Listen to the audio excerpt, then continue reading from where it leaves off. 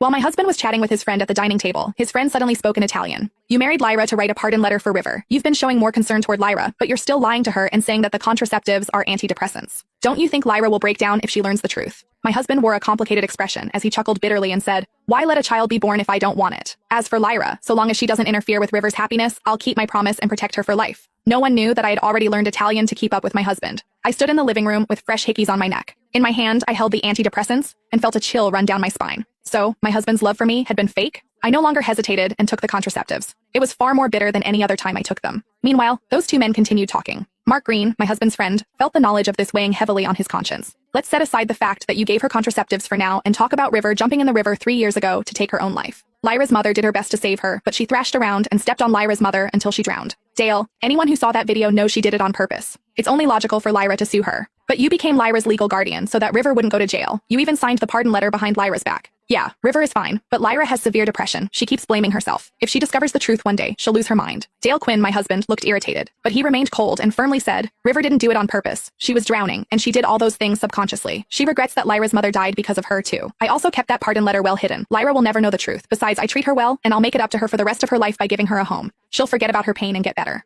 Mark sighed. Calm down. I just pity Lyra. You showed up during her darkest hour, and she began to love you, but the one you truly love is River. Forget it. I hope that you can continue hiding this, and you won't regret it. Dale drank his wine and firmly said, I won't. Those 2 words made me lose my composure. I fled from the house that I had treated as my sanctuary like a loser. New Year's Eve was going to arrive in 2 days, and a celebratory air filled the streets. This morning, Dale made love to me. During the throes of passion, he kept saying that he loved me. However, his declaration had turned into the sharpest blade. It stabbed me in my heart and left me bleeding all over. I ran to the park and slumped down. Tears spilled from my eyes. The memories I had pushed to the back of my mind resurfaced just as I became disillusioned with love. The day I was engaged to my ex, Lucius Lane, River could not accept it because she loved Lucius. She left behind a will and jumped into the river. She was actually a good swimmer. Even so, my mother still jumped into the river to save her, although she was my father's illegitimate daughter. Many people took videos of it, and I saw my mother pull River up. However, River pushed down on my mother's shoulders and stepped on her head to drive her into the water. Just like that, my mother drowned. When I rushed over, River was wailing at me. I was just incredibly upset and afraid. Don't blame me, River. When Mom saved me, she wanted me to keep living.